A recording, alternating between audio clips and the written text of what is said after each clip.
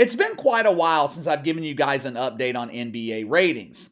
I don't think we've discussed NBA ratings since Christmas Day, a holiday that used to be owned by the NBA, but lately it's just become a source of national embarrassment. Once again, the NBA was absolutely humiliated by the NFL on Christmas Day. Since that time, I've compiled about 3 weeks of available data, and it ain't looking good for the association. Judging by the upcoming national TV schedule, not going to get any better anytime soon for the NBA. Now, I know I am not an expert in television. I've never produced a hit show. I've never run a professional sports league. But from the outside looking in, the solution to the NBA's ratings problem, it seems to be simple. It's a long-term solution, but at this point, things just can't get any worse. Going into 2023, NBA ratings were down 2% compared to the abysmal ratings from last season. Games on ESPN down 5%. Now, while these are not eye-popping decreases, it could still be a big problem for the NBA. Their broadcast rights deal expires in 2 years. The NBA is looking to double, possibly triple the value of their deal. We're talking $50, maybe $75 billion for the rights to broadcast NBA regular season games in the playoffs. Kind of hard to demand that type of money when your ratings are consistently going down. TNT, they have already started dropping hints publicly that they could be walking away from the NBA in 2025. I like to compare the NBA to the UFC or professional wrestling. Major League Baseball, the NFL, fans are tied to teams in those leagues. The NBA is more similar to the UFC where fans are tied to individual players. The UFC is built on rivalries. You look at the peak years of NBA viewership, built on the same thing, rivalries. The other night, me and my girlfriend were watching The Challenge on MTV, one of my favorite shows. Now, The Challenge, in my opinion, has declined in the last few years. It's just not as interesting as it used to be. We get about halfway through the episode and I tell her, you know what the show is missing? It's missing animosity, rivalries. All the cast members, they're too busy wanting to be friends instead of wanting to be enemies, wanting to be rivals. It's the same problem in the NBA. There is no animosity in the league anymore. Before the almost brawl between, I think it was the Magic and the Pistons a few weeks ago, when was the last time you had seen a fight in the NBA? I watch these games. I barely see players talking shit to each other. And look, I'm not putting all of the blame here on the players. The bulk of the responsibility falls on the league. Adam Silver has completely taken the emotion out of the game. The other night, Jose Alvarado, one of my Pelicans, he was hit with a technical foul for clapping his fucking hands at an official. Anytime a player hits a big dunk and they celebrate, technical foul. They bitch about a bad call, technical foul.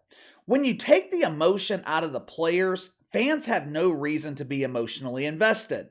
But anyway, let me give you these ratings real quick, then I'll give you my long-term solution to the NBA's problems.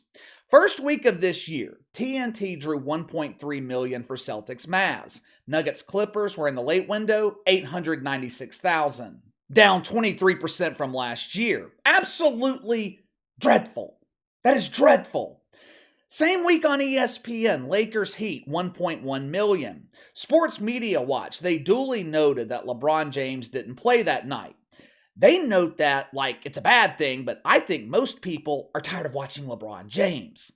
Bucks Raptors drew 1 million viewers, down 39% from last year.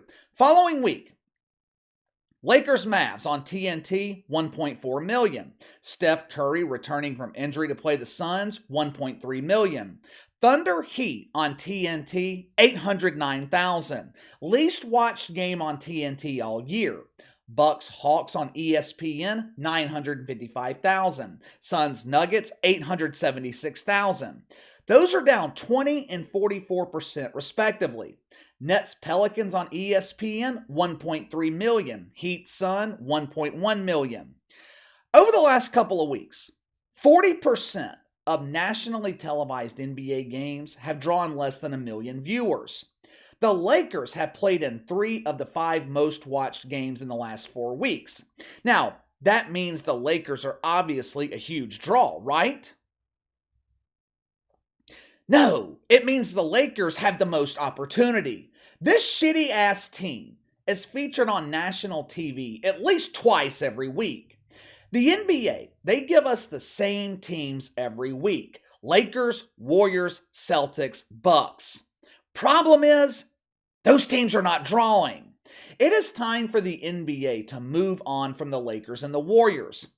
LeBron James, he is still putting up great individual numbers, but his days as the face of the NBA, those days are over. Not only because of his age, he's also managed to piss off a sizable portion of the audience. There are people who flat out refuse to watch the NBA because of the politics of LeBron James. Go look at the playoffs last year when LeBron was on his couch being massaged by his emotional support goat. Ratings for the first and second round of the playoffs, highest they'd been in years. Now, of course, Steve Kerr and the Warriors completely fucked that up. More on them in just a second. But if you noticed, when I was reading off those ratings to you, my Pelicans were the second most watched game in the last 2 weeks. And that was them playing without Zion Williamson and Brandon Ingram. If I'm not mistaken, that was the first nationally televised game for New Orleans since late November. One of the top teams in the Western Conference, with one of the youngest stars in the league, and they're on national TV once in 6 or 7 weeks? Once? I feel like the NBA is in the same position Vince McMahon and the WWF were in the mid-90s. In the mid-90s, Vince McMahon was in deep shit. He'd lost all of his homegrown stars. He didn't have a mainstream draw on the roster. He had to create new stars. This is where the NBA is at today. They have got to create new stars. Problem is, they won't let go of the old stars. This league is latching onto LeBron and Steph Curry like Bob Greiner latched onto the woke wiener in that Russian prison. John Morant has the potential to be a superstar. If Zion Williamson can get and stay healthy, he could be the face of the league for the next decade. Memphis and New Orleans could be an old school NBA rivalry for the next 10 years, but they're not going to be a rating success overnight. It took Michael Jordan years to become the biggest draw in the NBA. Hell, it took LeBron James years to become a big draw. Go back and look at ratings in the mid to late 2000s. NBA ratings were god-awful. LeBron, he didn't become a mainstream draw until he became the biggest heel in the league after the decision. Now, it's not like casual fans are not watching the NBA right now. They're just not watching what the NBA is offering on national TV. Subscriptions to NBA League Pass up 52%. Out-of-market viewership up 58%. Now, what does that tell you? People are more interested in teams that are not heavily featured on national television. Just like the Lakers, the Warriors are featured nationally multiple times a week so we can watch them sleepwalk through another regular season. This team is absolutely atrocious on the road. Hell, right now, the Warriors, they're barely watchable at home. It almost appears like the Warriors are good with giving us a substandard product during the regular season. They'll just decide to start playing during the playoffs. Playing high-level basketball doesn't seem to be on their mind right now. Maybe that's because they're too busy worrying about gun control. Yesterday, the Warriors were invited to the White House to celebrate winning the Butt Bongo last June. I was actually surprised to see the Warriors make this trip. The last couple of times they were invited to the White House, the Warriors declined the invitation, claiming the White House is racist. Why can't it be called the Diversity House? I'm not entirely sure what changed their perception over the last couple of years. I mean, it's still called the White House. The only thing that's changed is the level of intelligence of the birthing persons inhabiting the place. But either way, the Warriors, they accepted the invitation from bumbling Biden to celebrate their title. This should have been so easy. Take a few pictures, photo ops, give Joe Biden a custom Warriors jersey to make him feel like a winner for the first time in his life. I mean, normally, these events are apolitical, but you just knew. With Steve Kerr inside the White House, he had to make it all about the only issue that he cares about. Watch the remarks yesterday from Steve Kerr and Steph Curry.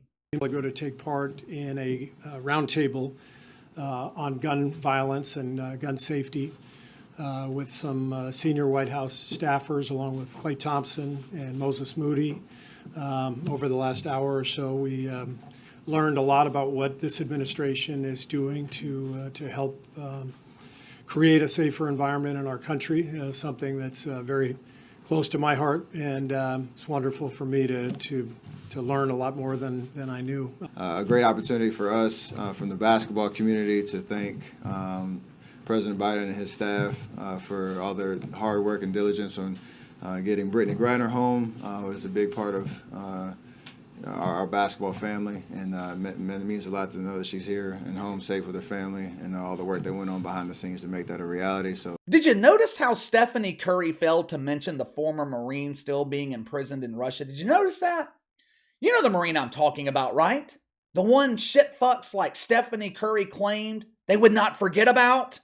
For months, they would not let us forget about Bob Griner. No, we can't forget Bobby.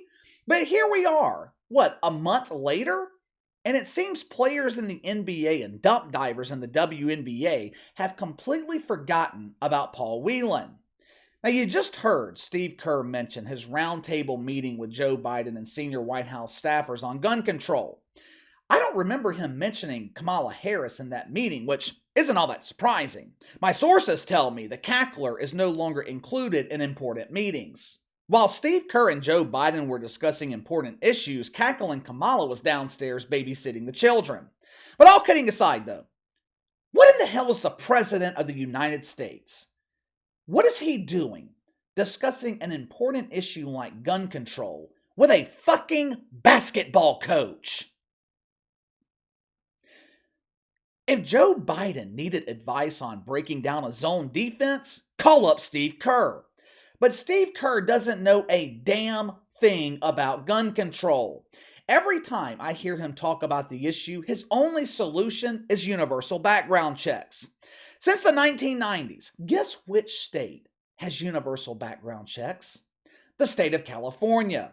There are more homeless people living in California than guns. In the state of California, it's easier for a bum to buy a multi-million-dollar mansion than it is to buy a gun.